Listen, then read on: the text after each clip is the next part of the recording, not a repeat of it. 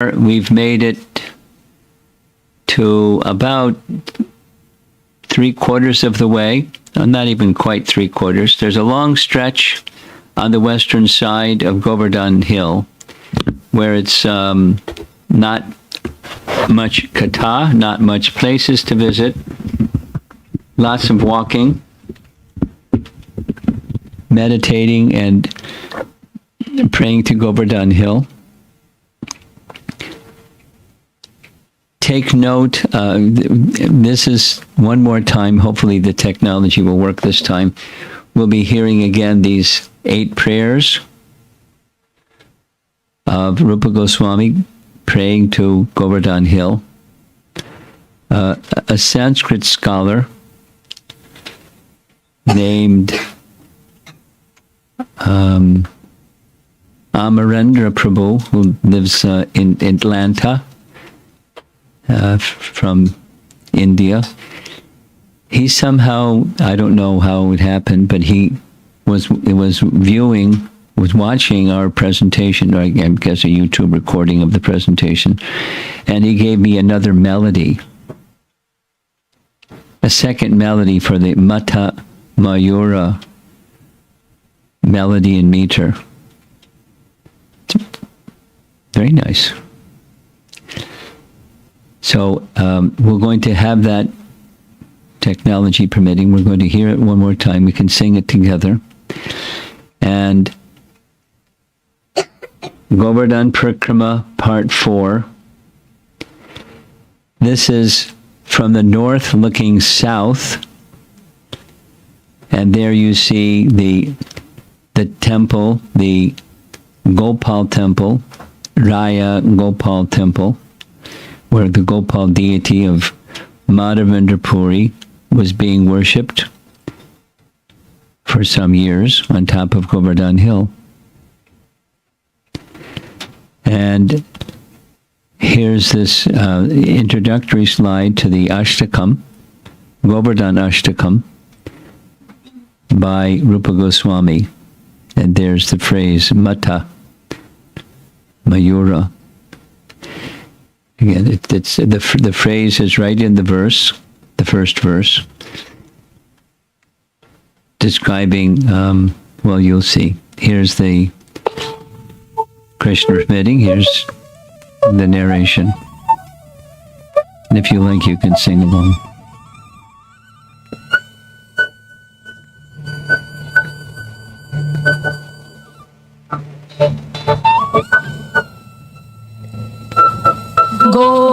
गोविन्दास्योत्तं स्थितवंशी क्वणितोद्यल् लास्योत्कण्ठा मत्तमयूर व्रजवीता राधाकुण्डो तुङ्गतरङ्गाङ्कुरिताङ्ग प्रत्याशां मे त्वं कुरु गोवर्धनपूर्णाम्.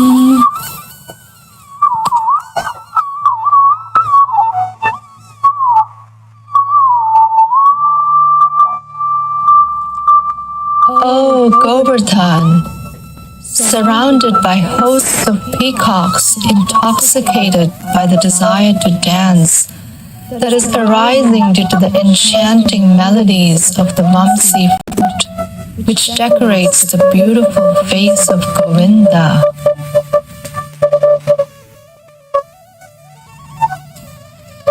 O Govardhan, whose limbs display horripilations of joy in the form of sprouts that grow due to the high rising waves of Radhakund.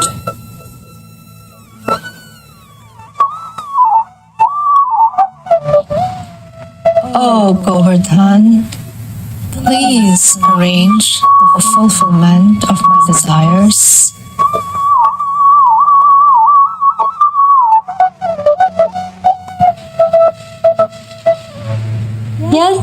यस्योत्कर्षाद् विस्मितदेवीर्व्रजदेवी वृन्दैर्वर्यं वर्णितमास्ते हरिदास्यं चित्रैर्युञ्जं तद्युतिपुञ्जे अखिलाशां प्रत्याशां मे त्वं कुरु Govardhan पूर्णाम्।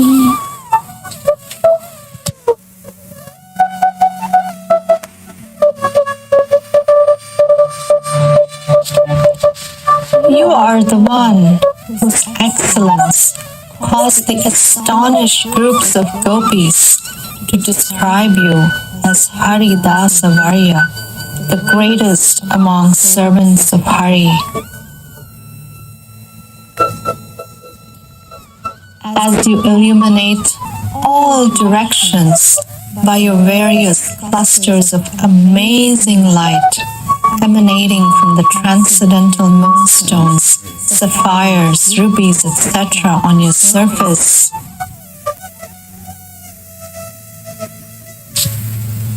Oh Govardhan, please arrange the fulfillment of my desires.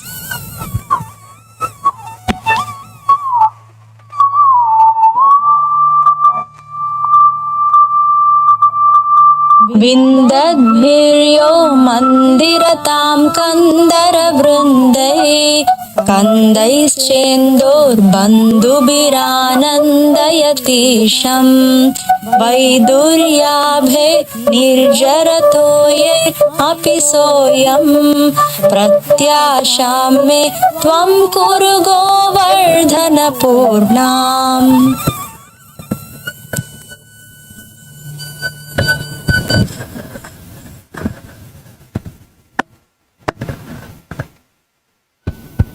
You are the one who delights the Supreme Lord through various caves as well as through your kanpa, elephant foot yam, your water lilies, and also through the sparkling, clean, dark-hued waters of your waterfalls. Oh Govardhan, please arrange the fulfillment of my desires.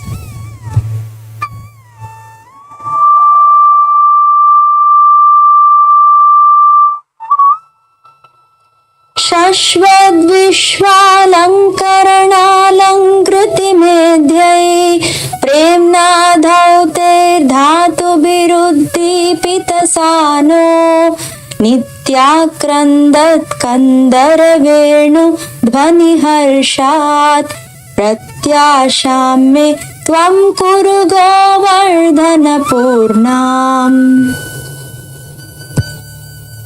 See the cave in the center? Oh Govardhan, whose plateaus are glowing due to your various minerals like natural red arsenic, oxides of various colors, etc., thoroughly washed by a pure love, which constantly act as pure ornaments for Hari, the ornament of the entire universe. Oh Govardhan, whose caves always appear to sing out loudly due to the joyous sounds made by hollow bamboos. Oh Govardhan, please arrange the fulfillment of my desires.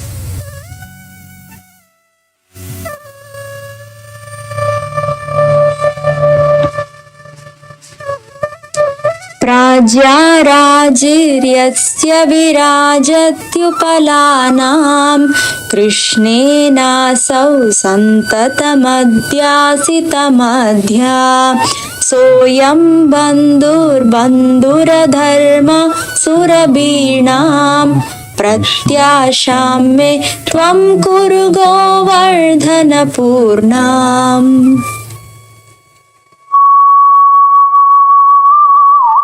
You are the one whose great multitudes of flat stones appear splendid when they're constantly used by Krishna as places for sitting. You are the friend of all the cows, and thus your nature is very sweet. O Govardhan, please arrange the fulfillment of my desires.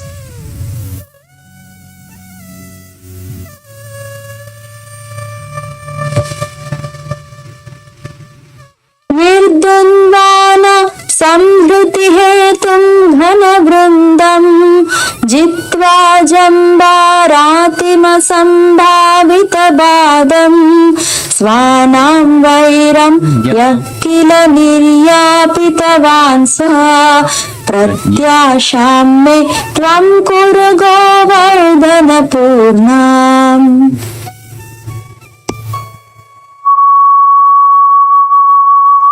O Govardhan, you are the one who certainly overpowered the destruction causing hosts of clouds. Thus, having conquered the unconquerable Indra, you are the one to calm down the burning enmity of your mountain relatives. O Govardhan, please arrange the fulfillment of my desires.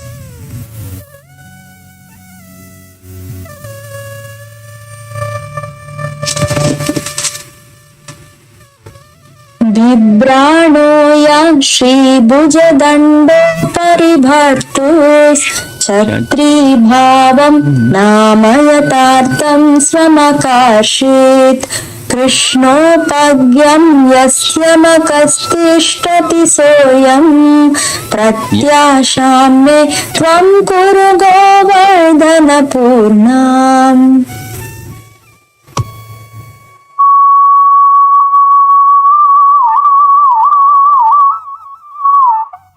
You are the one who gave true meaning to your own name, as you accepted the role of an umbrella hanging over the beautiful arm of your Lord Giridhari.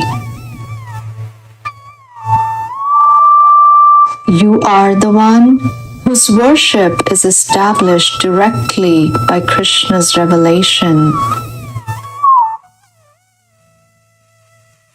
O Govardhan, please arrange the fulfillment of my desires.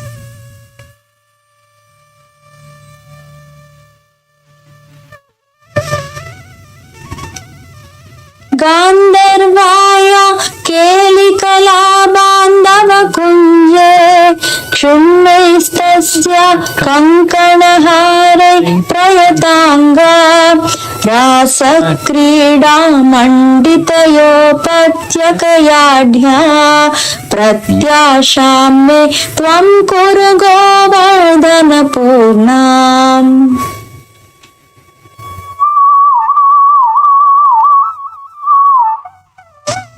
Oh, dear friend of Gandharva Radha, assisting her in the kunjas, forest bowers in her love sports. Oh, Govardhan, whose limbs are decorated with her fallen ornaments like bracelets and garlands.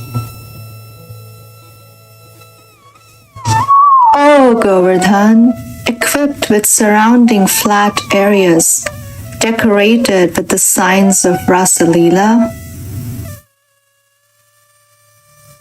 Oh, Govardhan, please arrange the fulfillment of my desires.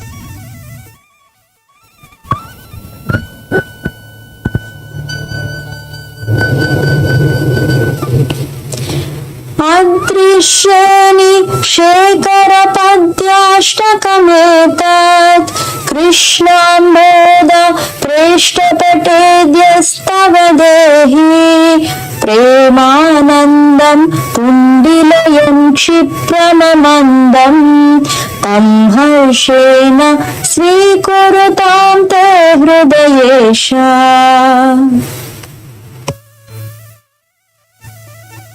O crest jewel among all mountains, O mountain dear to the dark cloud-hued Krishna. May the Lord of your heart, Krishna, happily accept the living entity who studies these 8 prayers dedicated to you, while quickly nourishing his boundless joy of prema.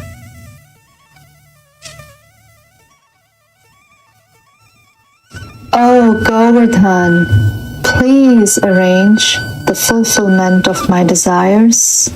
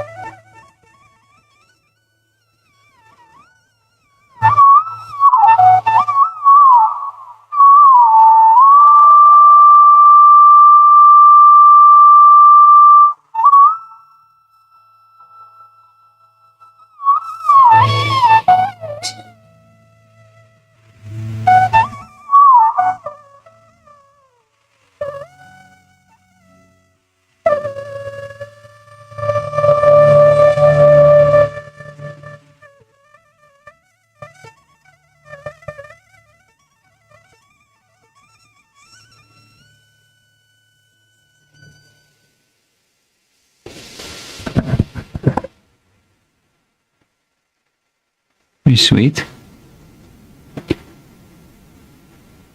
A question. Could I have that portable microphone? I want to play this other melody.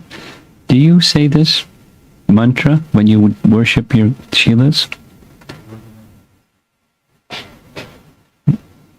Mother?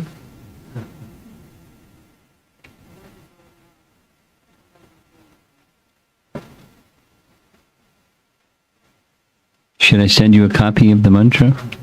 Okay. Your son's going to remind me to send you a copy of the mantra.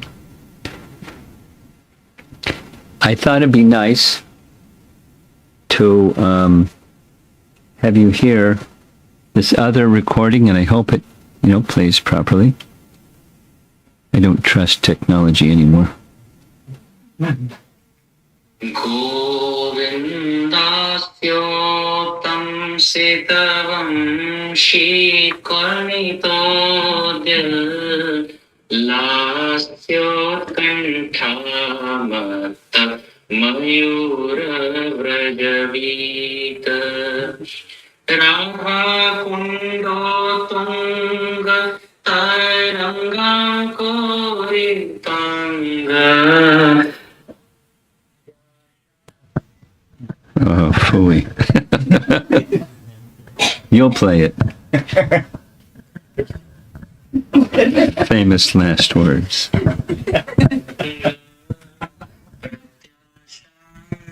Tvam Guru Govardhana Parikrama. I'll go back to the Sanskrit so you can see. And let's see if I can manage this without it going on its own speed. Go ahead. Play it again. Govindasyotam sitavam shikarnitodya lasyot kanthamata mayura vrajavita Radhakundo tunga taranga koritanga pratyashame tvam kuru govardhana parikrama. Maybe next time I do this, I'll ask him to sing with some nice flute music in the background and all that. Okay, so now we're going to do this. and go to where we were.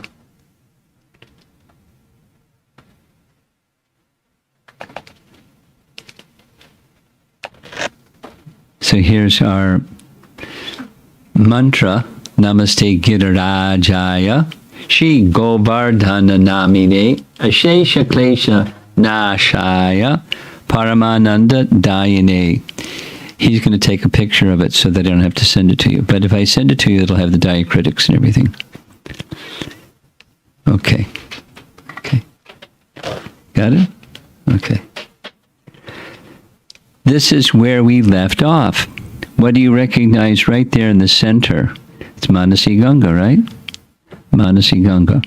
And then up there on the upper portion, look at my little browser shows the laser pointer doesn't work. So there's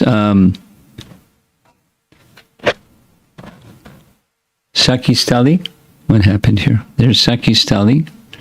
That's the place of who? Chitralekha, right? Chitralekha. Chitralekha and her gopi friends.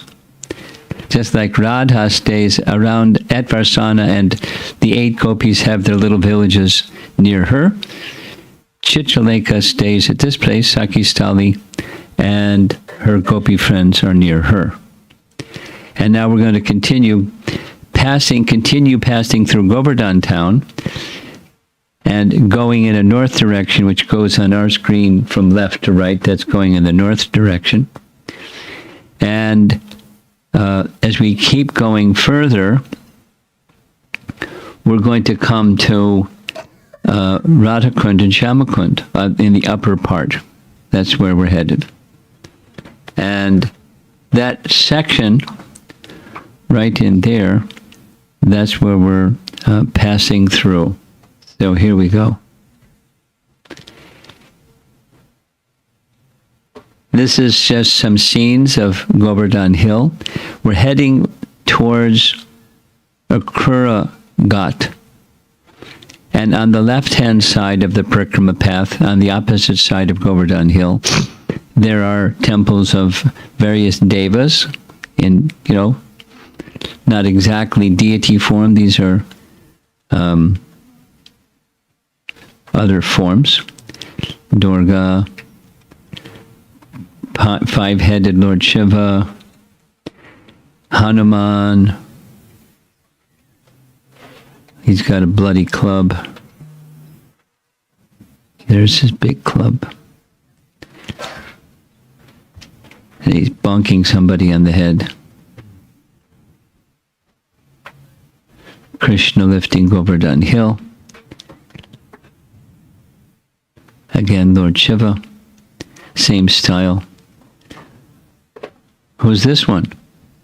Lord Vishnu. And that's Garuda. Looks like a duck. Garbhodakshai Vishnu with goddess Rama at his feet. And there's four-headed Brahma up on that lotus flower. And there's the Parikrama path. So Govardhan is in this picture to our left, or for the pilgrims on their right as they're walking along the Parikrama path. And appears to be, towards the rainy season because there's a big bunch of water on the one side. And when the water dries up a little bit, it looks much greener and different. A lot of pilgrims, not too many, but a lot of pilgrims. And so this image is taken where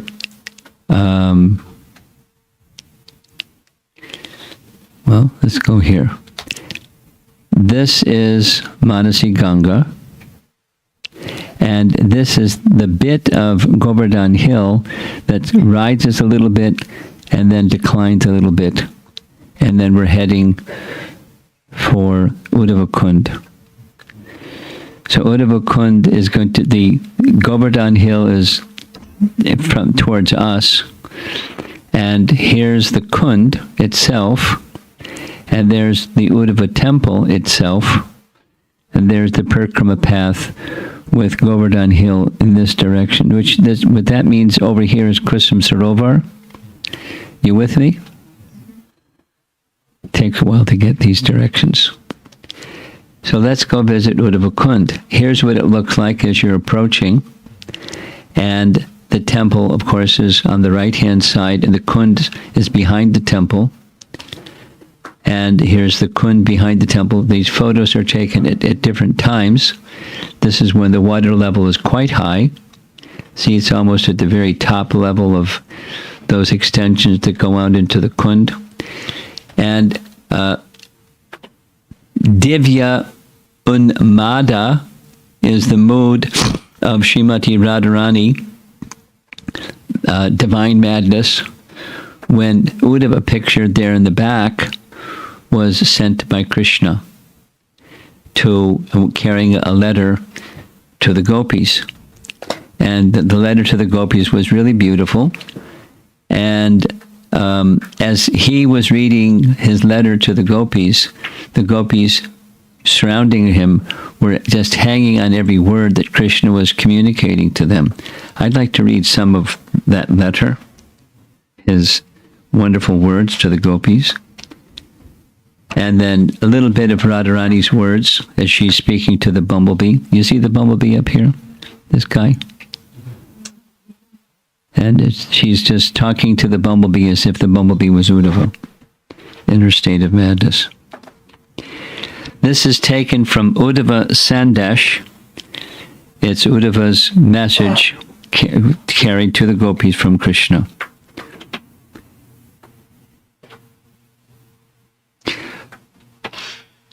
O Srimati Radharani, devoured by the sufferings in your heart, O girl now rolling about on the ground in the forest where we once enjoyed pastimes, soon I will suddenly and unexpectedly walk on the pathway of your eyes, the flute placed to my mouth and my limbs decorated with designs drawn in mineral colors with waves of bliss. I will wash away all your suffering in this secluded place. I will make you blossom with happiness. So while Uddava is reciting this message, the Gopis are enlivened except for one. And it's Radharani who begins chastising the bumblebee. This is quotes taken directly from the Bhagavatam. Radharani's mad talks with the bumblebee. Oh, honeybee. Oh, friend of a cheater. Don't touch my feet with your whiskers, which are smeared with the kumkum that rubbed onto Krishna's garland when it was crushed by the breasts of a rival lover. Let Krishna satisfy the women of Mathura. One who sends a messenger like you will certainly be ridiculed in the Yadu's assembly. After making us drink the enchanting nectar of his lips only once, Krishna suddenly abandoned us, just as you might quickly abandon some flowers. How is it, then, that goddess Padma willingly serves his lotus feet? Alas! The answer must certainly be that her mind has been stolen away by his deceitful words. Faithfully taking those words as true, we became just like the black deer's foolish wives, who trust the cruel hunter's song. Thus we repeatedly felt the sharp pain of lust caused by the touch of his nails. O messenger, please talk about something else besides Krishna.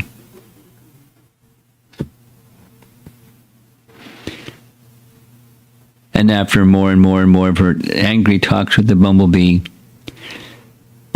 flew away. And then she's in panic. No, don't deliver those messages. Don't pass those messages on. Oh, friend of my dear one, has my beloved sent you here again? I should honor you, friend, so please choose whatever boon you wish.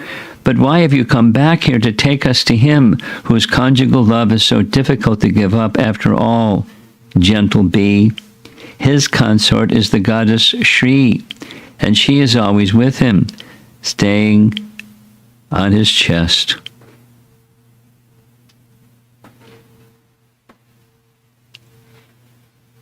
It's nice to read the words of the Bhagavatam. I'm going to read. So the essence is they felt very pacified. Their burning fire of separation from Krishna was pacified by seeing Uddava, who looked like Krishna, hearing the word directly from Krishna, delivered by Krishna's messenger. And Uddava stayed for several months because he was charmed by their devotion, but he had a mission that was dispelling the gopis' sorrow, and he's a very expert minister. And he stayed that during this time, he brought joy to all the people of Gokul, quoting Srimad-Bhagavatam. And on his ride back to Mathura in the Bhagavatam, he's passing by this place, Uddava Kund, and he offers a prayer. The gopis of Vrindavan have given up the association of their husbands, sons, and other family members, who are very difficult to give up, and they have forsaken the path of chastity to take shelter of the lotus feet of Mukunda Krishna, which one should search for by Vedic knowledge. Oh, let me be fortunate enough to be one of the bushes, creepers, or herbs in Vrindavan, because the gopis trample them and bless them with the dust of their lotus feet. So, as we know, sincere prayers to Krishna never go unanswered. So sure enough, it was understood by the residents of Vrindavan and by the gopis themselves, and by later those gopis we heard earlier, by transcendental arrangement, those gopis were kidnapped by Narakasura, kept in a prison, telling others that they were princesses, not gopis. And Krishna killed Narakasura, freed them from prison, and Krishna married them all. So the gopis then, or their expansions, became wives of Krishna in Vrindavan, in Dwarka. Big mystery. Big mystery. So much later, Krishna's in Dwarka, and after Krishna wound up his pastimes, after 125 years of performing his pastimes on earth, he decided it was time to depart. And when it was time to depart, he made arrangements for the members of the Yadu dynasty in Dwarka to return to the spiritual world in various ways. And left in Dwarka were the queens. He sent his chariot driver Daruka to go back to Dwarka to inform everybody remaining there in Dwarka they must leave immediately, because within 7 days the whole city of Dwarka is going to be again immersed in the sea. The queens were there in Dwarka. The queens were escorted back to Hastinapur to be in the care of the king, Maharaj Parikshit. If you remember from the Bhagavatam first canto, where Arjuna says to Yudhisthira that as I was bringing the queens here, I was attacked by a band of cowherd boys and I couldn't defeat them because he was bringing the queens. Didn't give all that connection, but he was bringing the queens to Hastinapur. When they reached Hastinapur, Parikshit decided best for them to stay in the care of Krishna's great-grandson Vajranabh, who had been made king of Mathura. So under the king of Hastinapur was the king of Mathura. The king of Mathura was Vajranabh, Krishna's great-grandson. They, 16,108 queens, stayed in palaces connected with Vajranabha in Mathura. And from time to time, King Parikshit would visit Mathura because of his affection for Krishna and his great-grandson Vajranabha, who was so devoted to Krishna. So he came to visit from time to time. And during one of those visits, this is now the Mathura Mahatmya section of Padma Purana, directly taken from Padma Purana, where Krishna was visiting, and Krishna's wives were visibly suffering from separation from Krishna. Not the gopis only, but the wives were suffering separation from Krishna. And they noticed that amongst them, there was one of Krishna's wives that was quite content. And that was Kalindi. One of the 5 of the special 8 wives was Kalindi. Krishna married her. It's described in the 10th canto Bhagavatam. So Kalindi is very peaceful. The other queens ask, how is it that you're remaining so calm and peaceful? Kalindi said, Srimati Radharani is practically the soul of our beloved husband, Sri Krishna. I constantly remember her and engage in her service, dedicating whatever I do at her lotus feet, and therefore no suffering can touch me. All of you are also intimately connected with her. Many of you are even expansions of her. Padma Purana.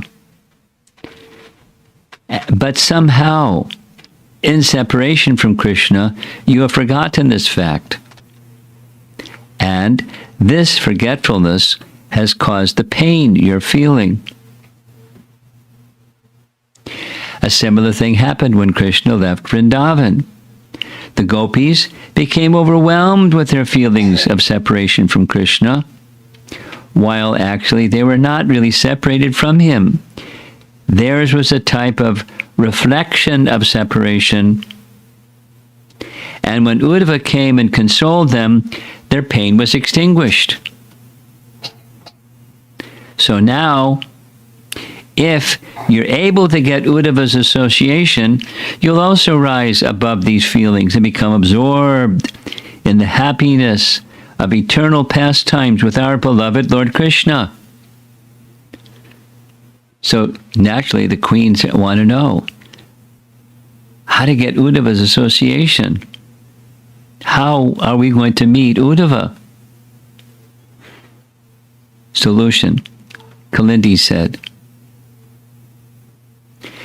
being desirous of taking shelter of the dust of Vraja, Uddava is now residing near Govardhan Hill in the form of grass and shrubs.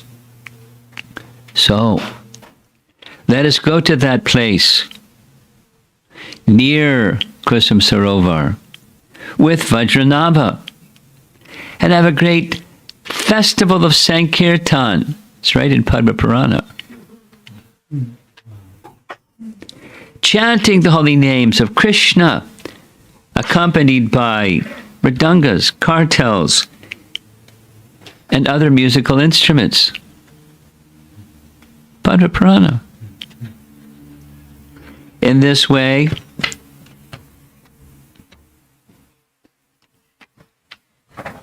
you like this story, isn't it nice? As the festival expands, Uddava will certainly appear in his personal form. And by his mercy, all your desires will be fulfilled. So let's go. And they went. And Maharishi Parikshit went with them. And Vajranabha went with them. And they went with their musical instruments to Uddava Kund.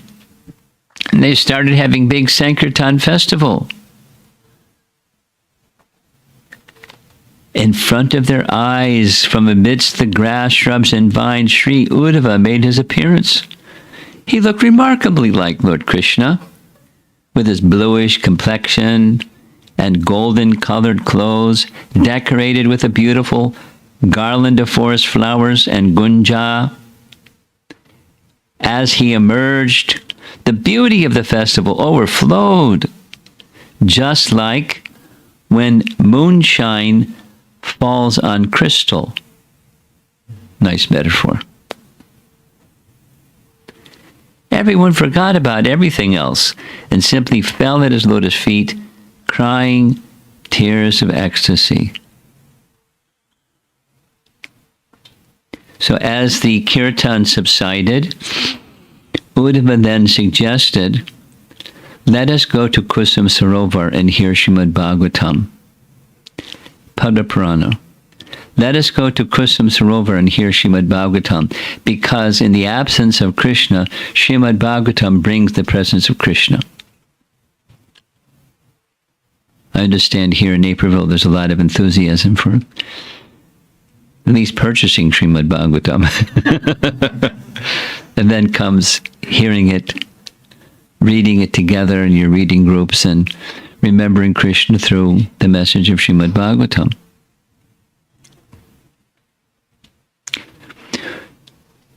Uddava said, when Lord Krishna is unmanifest, he will appear from Srimad-Bhagavatam.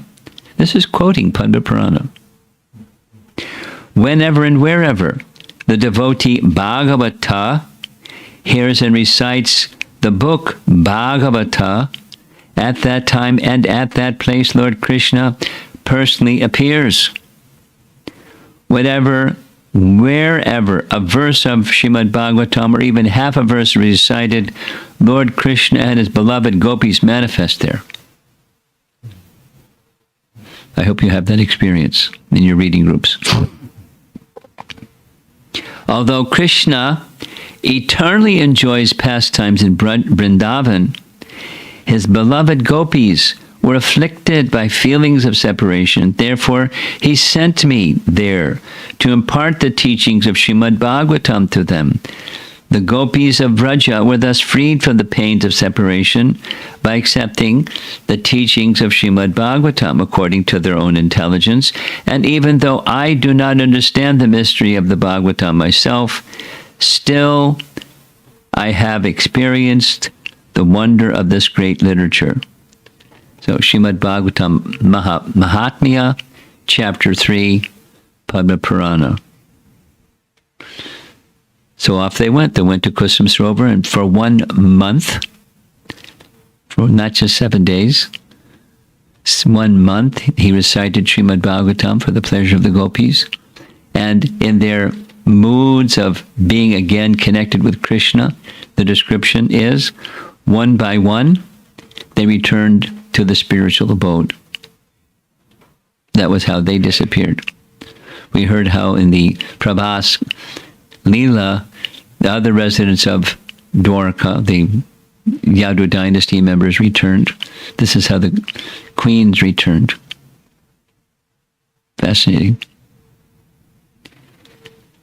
And, concluding, Padma-purana says, to this day, devotees who are greedy to attain the mellows of transcendental love can sometimes see these pastimes at Uddava Kund. Isn't that nice? So here's the description of Uddava meeting with the gopis. Some of them are going mad, imitating Krishna's pastimes, etc., etc. Here's the Kund, where the water level is much lower than the other photo we saw.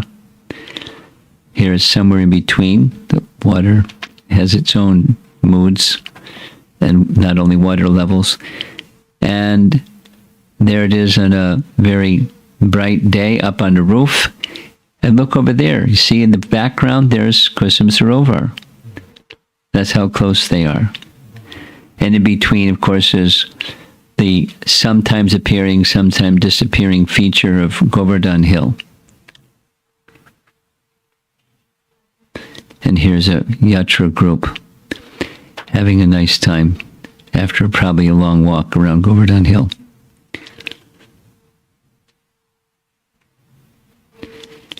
some writing on the side of those stanchions that extend out into the Kund. Here the water level is very high and very, very green all around. Maybe one of those bushes and trees and grass. Uddava's relatives. And there's the backside of Kusum Sarovar structures. The pujari at this place is a nice gentleman. He's been around for so many years. Anyone that's been there knows he's very friendly and gentle and affable. These are the newer deities, Radha Uddava Bihari, and it is said, the other set of deities pictured here, it is said that they were installed by Vajranabha, who knows, but this is the old deity of Radha Uddava Bihari. Nice place. It's tiny. All yatra participants aren't going to fit there, and this is Uddava, separate altar for him.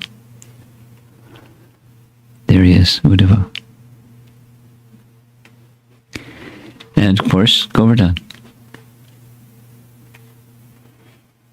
And there he is, dressed up a little differently.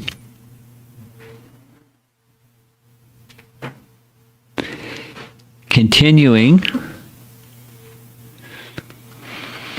along the Parikrama path, at the far right, there's Radhakund, Shamakund.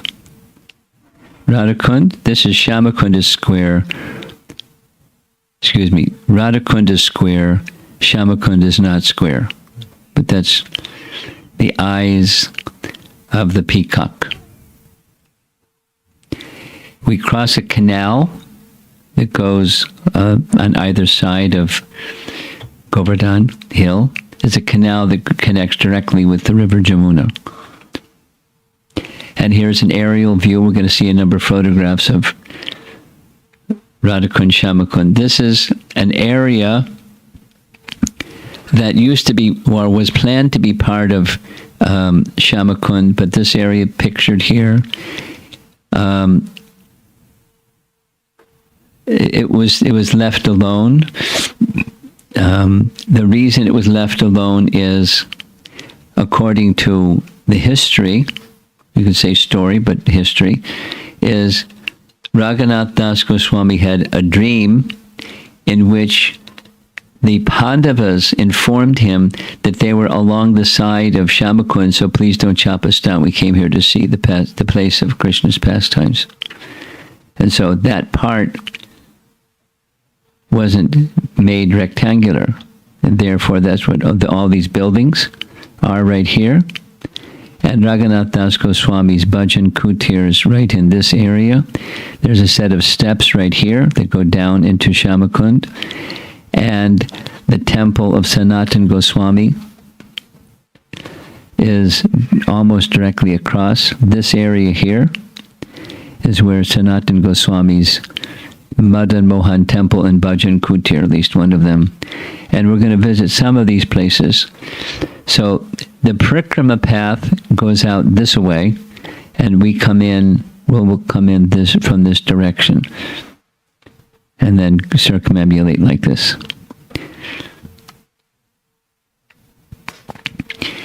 So we're going to visit these three places first. There's Gaur Kishore Das Babaji had a Bhajan Kutir place, amongst other places, but near, not at, but very near Radhakund. Here's his Bhajan Kutir sitting place. Here's deities at the place of his Bhajan Kutir, Radha Kunja Bihari and Mahaprabhu. It's winter season, so they have their nice woolen jackets on. And then Radhakund, Shamakund. Here's a very old photograph of what Radhakund looked like when it was first built, before it was all packed up with buildings. And since then, years and years and years later, hundreds of years later, it looks different now. Here's what it looks like now.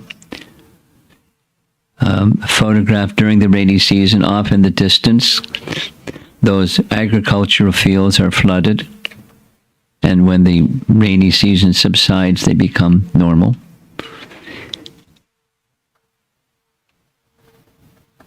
In one end, this is an artist's depiction, of course, of the Gopis and their different places where they would perform services to Radha and Krishna, the divine couple, with the Ashtakams in the cardinal directions.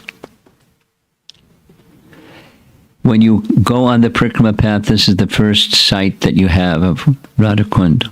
That's why this photograph is where it is. And then going around a little bit further, this is what you see next. Now, in the back, you can see here there's a tree. That's the Janava's sitting place, Janava Baitak. And it's an extension off of the backside of what's over here is the Gopinath temple. You can get to this place through this little doorway, and then on the other side of the doorway is the Gopinath temple. And then further down inside the Gopinath temple is the Samadhi of Raghunath Das Goswami. And this is the corner, one of the corners of Radhakund. And places where the pilgrims can come down these stairs and take their sacred bath along the side of Radhakund. Radhakund and Shamakund are Govardhan's two love-filled eyes. They are two great floods of the nectar of beauty. They are two great oceans of splendor. They are two beautiful roots from which sweet devotional service grows. On this side, this is the Sangam. This is where the water level is quite high. And Sangam marks the breaking point or the juncture point, Sangam, between this side, which is Shamakund, and this side, which is Radhakund. And there's some temples underneath that structure here. They are two jewel mines of love. They are two seeds from which the jewel vines of transcendental pastimes, from which grow the jewel vines of transcendental pastimes. How did they become two splendid and nectar-sweet lakes? There's the Sangam, the water level is a little lower. It's painted a different color this time of the year. And some of the other structures around the side of Govardhan Hill, around the side of Radhakund. By seeing these two lakes, Radha and Krishna believe they are present in them. It is as if they directly see each other there. The wise say that by approaching these lakes, one directly approaches Radha and Krishna. Makes you want to go there, right? Here's an elevated picture. Here's the Janava's sitting place. There's a little tree for shade, and there's a little bhajan kutir place where she could sit, where even if there wasn't, because sometimes of the year the tree doesn't have leaves on it, so she could sit in a shady place. It was set out in a little jutting way so she could have privacy. There's even a little walkway where she could privately take her bath in the Radhakund. Very nice little place. I think that when Radha saw Krishna, she melted with ecstasy and thus assumed the liquid state of the waters of Radhakund. And in the same way, when Krishna saw Radha, he also melted in ecstasy and became the waters of Shamakund. In this way, these two lakes bear the names and qualities of the divine couple. There's a closer photo of the Sangam. The little steps going down to it. Another time of the year, another time of the day. Again. From a rooftop across the way, you're just getting a picture of what the Radhakund and Shamakund look like from different perspectives. Here are some pilgrims taking their sacred bath, offering their prayers to Srimati Radharani while taking their sacred bath, sometimes half immersed, reciting prayers to Radha at Radhakund. So it's worldly people won't understand what's going on, but the devotional people are so much appreciative of the sacredness of Radhakund and Shamakund and how Radharani gives her mercy in this way. Here's one of the local pujaris, pundits, and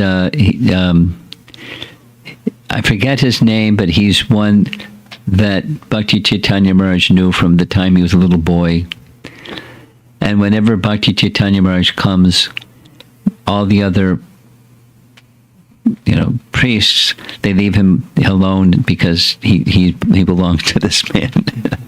He takes care of, but it's protection. It's like a bodyguard because they can get a little frisky sometimes. Okay, here's a local sadhu enjoying the sanctity of Radhakund, and another enjoying the sanctity of Radhakund, simply chanting the holy names. There's the Sangam to our right, or the back part of this photograph. And, devotees just come very peacefully and enjoy. The pujaris are very enthusiastic to engage people in making some offering. And here's a local sadhu who's being engaged in the same way, hearing the mantras, etc., etc. And after the ritual, there's flowers and a little lamp, kumkum and other articles used in these rituals, and lots of people selling things in these shops near Radhakund, Shamakund, and one of our friendly monkeys, and a parrot, and a sweet shop wala and his friendly visitor, some local Brijbasi lady just doing her chanting by the side of Radhakund, Shamakund, pilgrims doing the Parikrama. So we're going to visit the places that you see listed here, and then we're going to move on. The first place is number 1. That's the Radha Gopinath deity. And if you remember, this is Radhakund. This is this green thing. That's the tree where Janava's sitting place is, Janava Baitak. And we're going to see Radha Gopinath and Raghunath Das Goswami's Samadhi. So there's the deity. It is said when Janava, who, because she was married to Lord Nityananda, had never visited Vrindavan, after his departure, she visited Vrindavan. When she went into this area, she immediately declared openly, this is the place of Gopinath. A temple for Gopinath should be made here. And you see the deities, there's Radha Gopinath, and to the side of Gopinath is, guess who? Well, Janava herself, who's Ananga Manjari in Krishna's Leela. She's Janava Devi in Gora Leela, according to Gaura Gaudadesh Deepika. So beautiful deity. very powerful deity. Just you walk into the space and you feel the power. Now, the original deity was taken for safety purposes to Jaipur. These are Pratibhu deities, replacement deities, still very powerful deities. And there's Janava or Ananga Manjari, quite tall.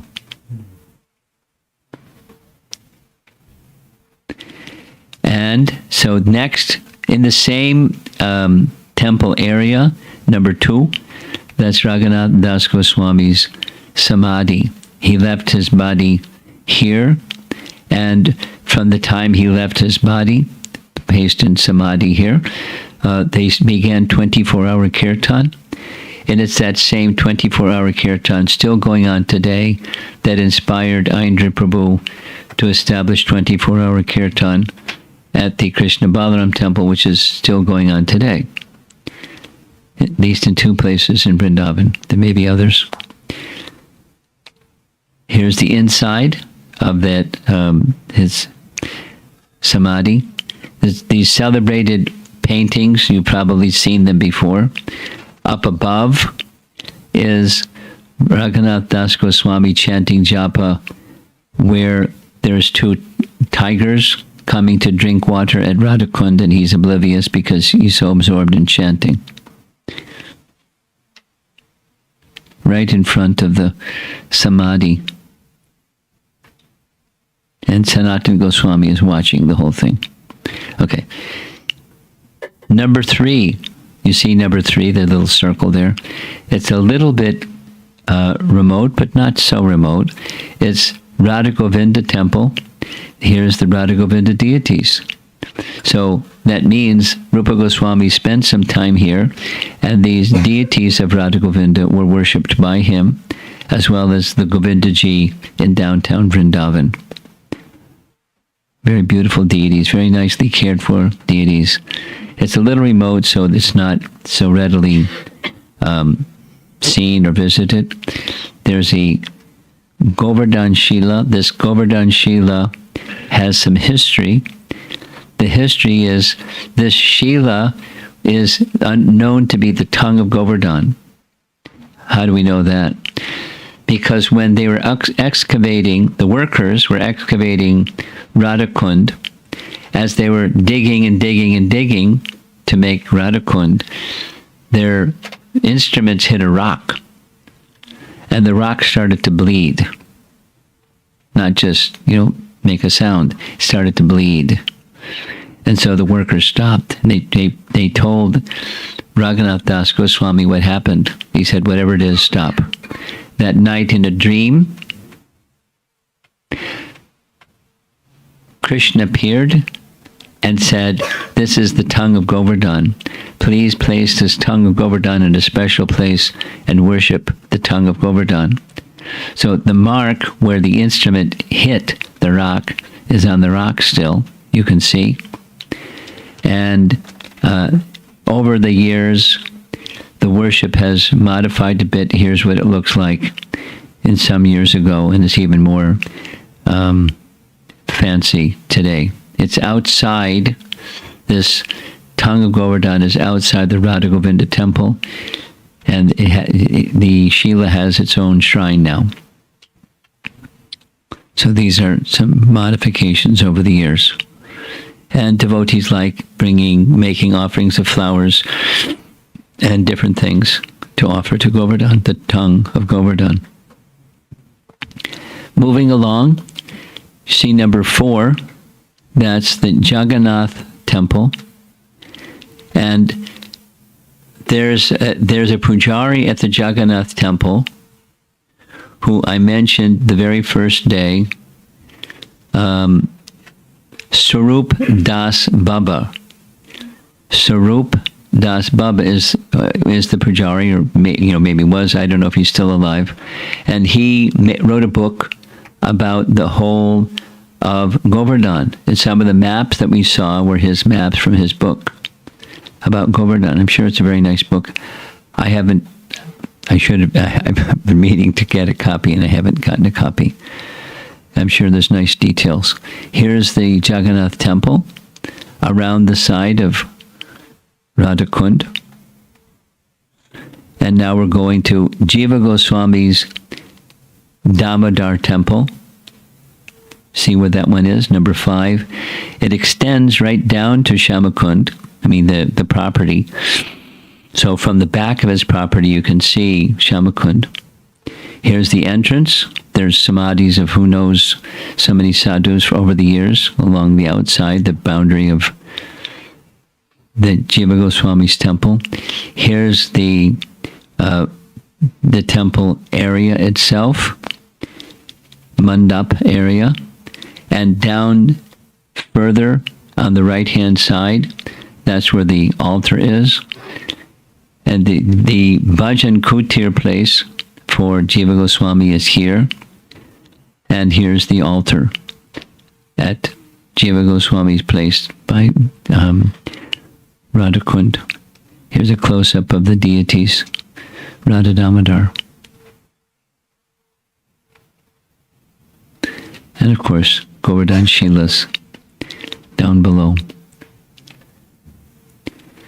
Here's the back side where that court from the Jiva Goswami's temple, where it sticks out into Shamakund. And the Sangam you see painted blue in the back. Moving right along, there's a large kund, number 6, Lalita Kund. There was a plan to have a kund for each of the Ashtasakis, and it ended up that it was just her kund.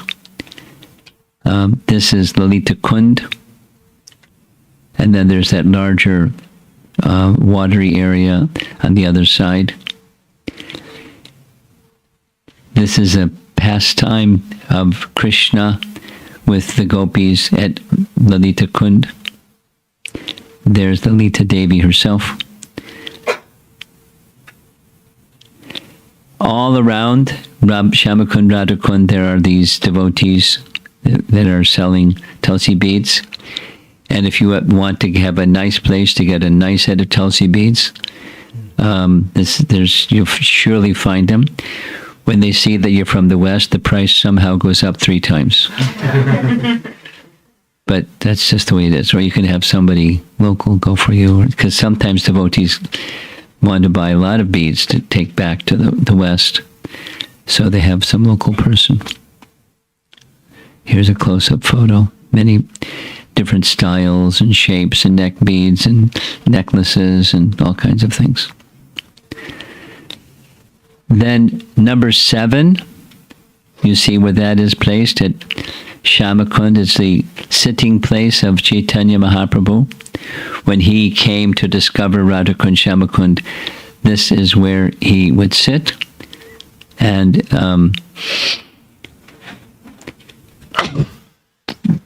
this is the Sangam, again,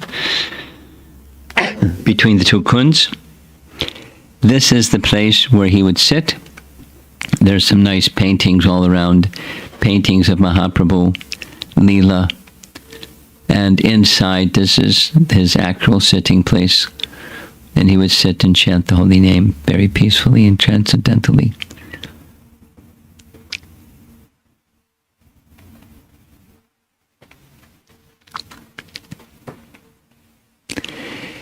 This is, we just went around. We went around to the temple of Sanatan Goswami. This is, these 2 photos are his Bhajan Kutir place, where he would sit and chant, the sitting place of Sanatan Goswami, his Madan Mohan deity. Close up. So he actually worshipped these deities. These aren't the original Madan Mohan that ended up in Jaipur, and then from Jaipur to its next place. Here's a close-up, Madan Mohan. And the different Shilas also being worshipped by them. Again, here's the Sangam. And there's the sitting place of Janava where the tree is not so green. It happens during different seasons. Lord Chaitanya said, of all gopis, Radharani is the dearmost. Similarly, the lake, known as Radhakund, is very dear to the Lord because it is very dear to Srimati Radharani. Just as Srimati Radharani is most dear to Lord Krishna, so her lake, known as Radhakund, is also very dear to him. Of all the gopis, Srimati Radharani is certainly the most beloved. In that lake, Lord Krishna and Srimati Radharani used to sport daily in the water and have a rasa dance on the bank. Indeed, Lord Krishna gives ecstatic love like that of Srimati Radharani to whoever bathes in that lake even once in his life or her life. So we discussed this. There's some topic about is it okay to bathe? Because there was a time when Prabhupada said no. And then Prabhupada said only when you're in the utmost mood of respect and reverence, because the Radhakund is not different than Srimati Radharani. The attraction of Radhakund is as sweet as that of Srimati Radharani. Similarly, the glories of the Kund are as great as Srimati Radharani's. Who within this world can describe the glories and sweetness of Sri Radhakund? And we know these are different prayers. We know, for example, in Nectar of Instruction, the last verses are just about Radhakund. Rupa Goswami's glorification in several verses, the exalted position of Radhakund. Here's a fortunate fellow, he lives in the Radhakund. Okay, so now we're going to move from Radhakund. You see that red line, and the red line crosses over that same canal that links up with the Jamuna River, and we're going to go heading in a southerly direction along the eastern side of Govardhan Hill, heading for Kusum Sarovar. There's Kusum Sarovar, number 3 in the far left. And just before we get there, there's a little nice place, Yugal Swarup Temple. There's the canal. There's a pilgrim doing Dandabats Parikrama with his 108 stones. Not where the cars go, but on the dirt path. And who knows how long it'll take him to go around Govardhan, but how humbling it is to do like this, and how purifying it is. What's the consciousness of the persons that are doing this, and how much spiritual merit they're gaining by this activity. So, not often visited place is Radhakund Yugal Swarup Temple. You see the aerial picture of it. Here's the gateway, and inside the temple, there's Yasodanandana Das. He's the pujari, and he's a disciple of Jaipatak Maharaj. And Jaipatak Maharaj has his extensions in many places. Like we saw that Dandabats Parikram person with Jaipatak Maharaj's photo. Here's the deities, Radhakanta Yugal Swarup. And notice below, that's the Radha Madhava deities in Mayapur. So that's where his heart is, along with Radhakanta Yugal Swarup. And we're nearly finished. We're going back to Kusum Sarovar, number 3. And we saw this map so many times. There's Kusum Sarovar itself. There's the memorial, the architectural wonder of Vrindavan. And we've now completed our parikrama around Govardhan Hill. Now, I didn't spend so much time with each of the 6 Goswamis whose temples we visited, describing their lives, because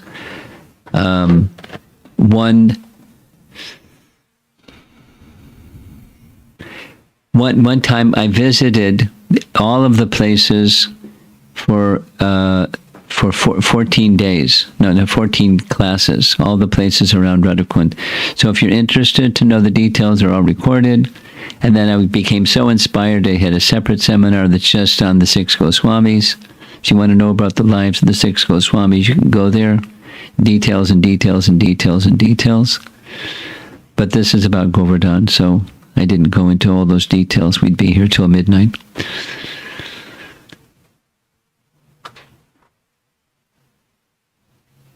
Kartik starts next Sunday, and we're preparing ourselves for the Kartik month by visiting Govardhan. I'm feeling that's what I'm doing, preparing myself for the Kartik month, and then going to Vrindavan. And in one day, we're going to go around, Krishna willing, around the whole of Govardhan, visit all of these places. And lots of walking in between, not just having katha with, the comforts of technology that sometimes works and sometimes doesn't work. And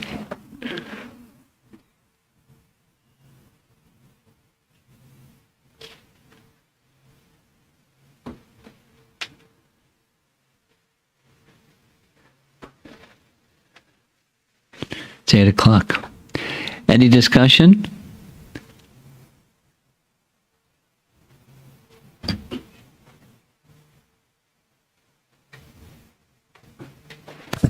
Thank you, Maharaj, for this very nice absorption.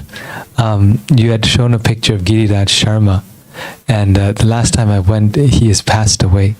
Yes, he's left his body, and now his son was there. How many years ago? This was just recently in December.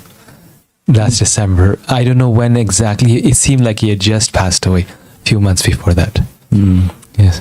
And when he was on the planet, I remember he had a vow to recite the Bhagavatam like maybe 1,000 times or something.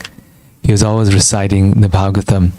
And one thing he would say when we would visit him is that in this life I won't complete this vow. I will get to, about 250 times or 300 times.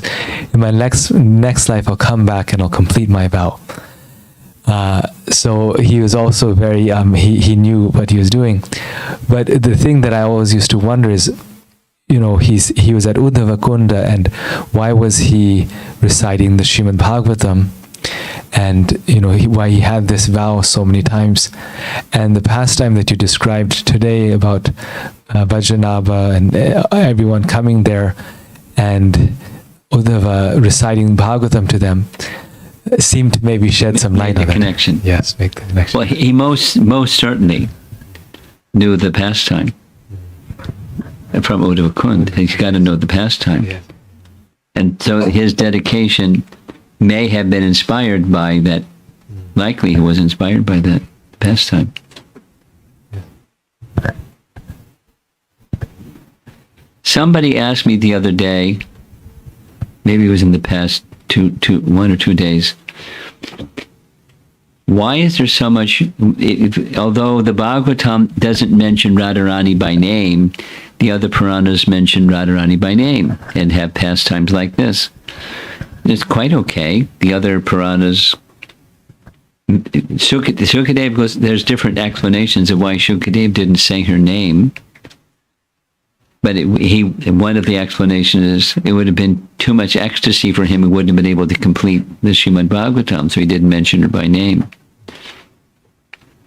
But others make very explicit reference to her by name and to the Bhagavatam by name.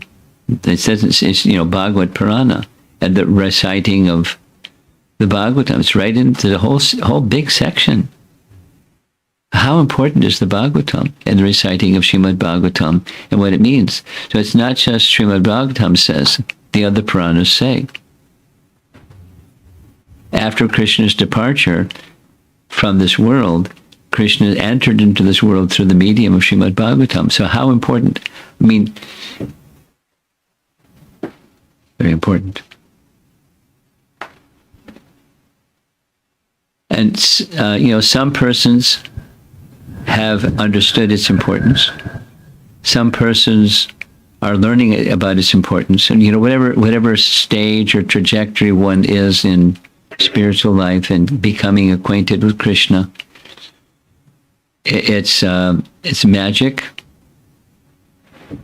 The Bhagavatam is transformational. Doesn't matter what one stage is, you understand what you understand. It's magic. It's very, very powerful. Like association with Krishna's name. How many people understand what chanting Krishna's name is all about? It's transformational anyways.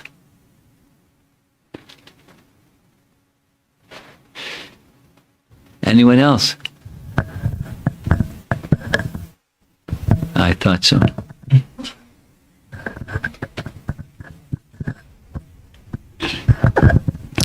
Maharaj, I was wondering that Krishna sent Uddava to Vrindavan to study the Gopis' mood, and Uddava came on that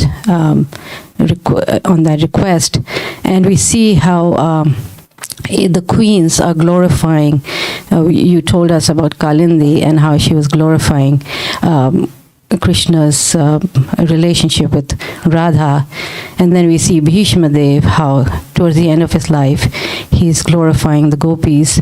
I was wondering that all these devotees are in different rasas, so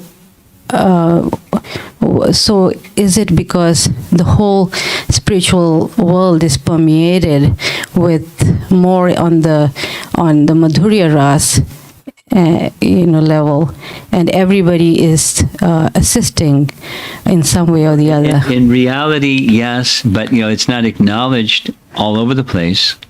It's acknowledged in some places, which of course our acharyas like to point to, because it's true. So it may be more prominent or less prominent. My point.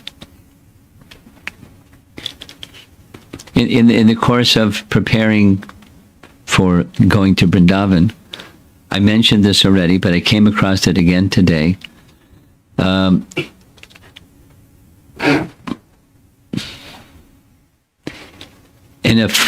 one of the vanas, one of the forests west of Nandagram,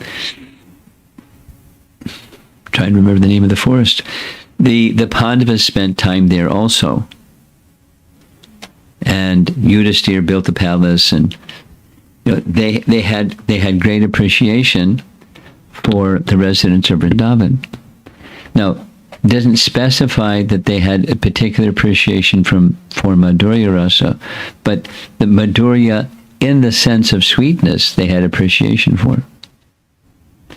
Because Madhurya can mean Conjugal Rasa, but Madhurya can mean the sweetness of the mood of all the residents of Vrindavan for Krishna. And they had great appreciation and felt protective. Because during this time, Krishna was still present. As they were present, Krishna was still present.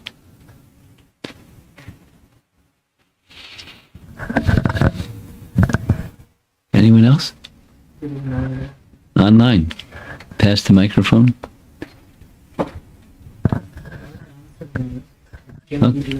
Okay, very good. Okay, looks like we're done. Thank you very much. Srila Prabhupada ki Jai. Giri Govardhan ki Jai. Vrindavan Dham ki Gaur Premanandi.